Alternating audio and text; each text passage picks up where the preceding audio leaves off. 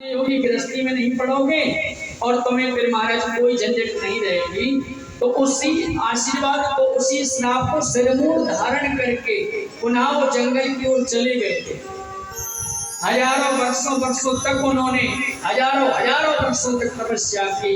एक बार उनके मन में ख्याल आया कि जिन हरि का हम भजन करते हैं उनका दर्शन करने जाना चाहिए। प्रेम से बोलो, संत मिलन को चालिए तज माया अभिमान, ज्यों ज्यों पग आगे करूं कोटनिया की समान। एक बार उनके मन में ख्याल आया कि भगवान के दर्शन करने चले। कौन? सनक सनंदन सनातन सनत कुमार। ध्यान से सुनना, कितने लोग ऐसे हैं जो आज तक कीर्तन भजन सुंदरकांड हम सब करते हैं पर कभी तीर्थों में नहीं जाते। हम शिव महापुराण सुनते हैं पर भगवान शंकर की नगरी काशी में नहीं जाते। भगवान शास्त्री कहते हैं, वेद व्यासी लिख रहे हैं कि जिन भगवान का भजन करो, जिन भगवान का कीर्तन करो, कभी न कभी उनके धाम में दर्शन करने अवश्य जाना चाहिए। श्री परशुराम जी महाराज ने जब शस्त्रार्जुन का वध किया तो उनके पिता ने उनसे कहा था कि जाओ तुम चारों धामों की पैदल यात्रा करके आओ। तो पैदल यात्रा करने के लिए महाराज वो सारे तीर्थों में गए, चारों धामों में गए परशुराम जी महाराज। समय मिले तो गाड़ी वाहन से जाओ और समय और ज्यादा मिले तो पैदल जाओ। तीर्थों में जाने से महाराज जिनके मन के विकार होते हैं वो विकार हट जाते हैं। आपत्तियां विपत्तियां जब पड़ती हैं तो महाराज जितने पाप कर्म होते हैं सब कट जाते हैं। तीर्थों में जाना बहुत जरूरी है, सबको जाना चाहिए। लेकिन महाराज अभी कोई से पूछे तो बोले गुरु जी अभी तो दवाई नहीं दे रही, कहाँ से चले जाए, टाइम नहीं है। तारीख पे तारीख देती भगवान को। अभी कथा करने की कहते हैं महाराज अभी समय नहीं है, वैशाख में करेंगे। वैशाख में कहें तो महाराज हमारा वैशाख को क्या फिर करेंगे सावन भादों में, फिर कहें बोले ठंडों में करेंगे, कभी समय नहीं मिलेगा। श्रीमद् भागवत महापुराण के ये चारों भाई सनक सनंदन सनातन संत कुमार भगवान के दर्शन को जब जा रहे थे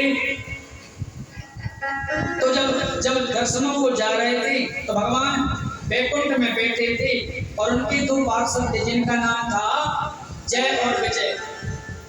और जय और विजय जब दोनों बैठे थे द्वारपाल बनकर के चारों भाइयों ने भगवान के दर्शन की कामना करी। तो चारों भाइयों को दोनों भाइयों ने रोक दिया कि भगवान अभी शयन कर रहे हैं, अभी तुम मत जाओ, तो अब अंदर प्रवेश नहीं कर सकते। तो चारों भाइयों ने बिना सोचे समझे दोनों को श्राप दे दिया। एतौ पारिषदो मह्यं जय विजय वचा कदपि कृत्रिमां यतो वै क्रातामतिक्रमम्। जब दोनों पार्षद जय विजय दरवाजे पे खड़े थे, दोनों को महाराज श्राप दे दिया और इतना भी कहा कि जिस भगवान से मिलने जा रहे हैं उन भगवान की तुम पार्षद होकर के हमको रोकते हो। अभी तो कई लोगों को ये भी पता नहीं है कि भगवान के दर्शन करने कब जाना चाहिए, क्योंकि भगवान को समय है तब नहीं जाएंगे। आज हम कब जाएंगे जब अपने लिए समय है। भाई सुबह जाओ, पटबंध ना हो पाए उसके पहले जाओ। दोपहर में भगवान जब शयन करें तो शाम के 4 बजे के बाद में जाओ।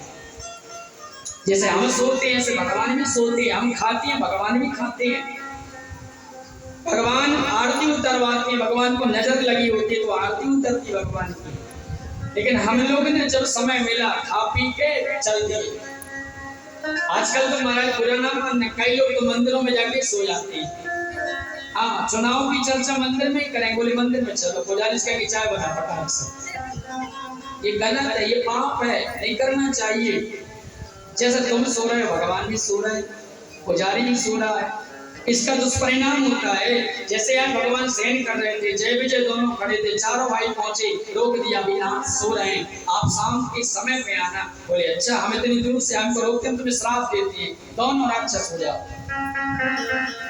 श्रीमद् भागवत महापुराण कहती है, वेद व्यास इस बात को कहती है, थोड़े से कारण के, थोड़े से महाराज अपने लोभ के कारण किसी को व्यर्थ में क्रोध करके श्राप ना देवे, व्यर्थ में क्रोध भी ना करें। कई लोगों को बात बात पर गुस्सा आती है, व्यर्थ का क्रोध करने से साल भर के जितने अपने पुण्य हैं सारे पुण्य छीन हो जाते हैं। बिना कारण के क्रोध करना पाप है, भागवत महापुराण कहती है। और जब उन्होंने आकर के उनको श्राप दिया तो भगवान को पता चला, तुरंत भगवान, वो तो महाराज त्रिकालदर्शी मेरे प्रभु आए, आकर के चारों भाइयों को दर्शन दिया और भगवान ने कहा तुमने ये गलत किया, मेरे दोनों जय विजय को तुमने श्राप दे दिया, अब जाओ, तुम्हारा जितना पुण्य था सब छीन हो गया। तुम्हारे चारों भाई वहां से लौट करके पुनः जंगल में चले गए, दर्शन करने गए, लेकिन कभी अभिमान छोड़कर वो नहीं गए। संत मिलन को चालिए तज माया अभिमान, और ज्यों ज्यों पग आगे धरूं कोटन जग समान। एक उदारता, एक प्रेम, एक आभाव लेकर के भगवान के पास जाओ, प्रभु हम तो दीनहीन हैं, हमारे पास कुछ नहीं, हम आपकी सेवा में, प्रभु गलती हो जाए क्षमा करना, हम कुछ नहीं जानते। तो ऐसे भक्तों पे भगवान भी कृपा करते हैं। चारों भाइयों को बड़ा दुख हुआ कि बताओ जीवन का जितना तप था समाप्त हो गया। जय विजय, अब जय विजय महाराज भगवान शिव महापुराण में कथा आती है कि 13 पत्नी थी कश्यप महाराज की, कश्यप ब्राह्मण थे, लेकिन भागवत महापुराण में उनकी 2 ही पत्नी का वर्णन आया, दिति और अदिति। तो अदिति महारानी के हुए देवता और दिति महारानी के हुए राक्षस। तो दिति महारानी की जब संतान नहीं थी तो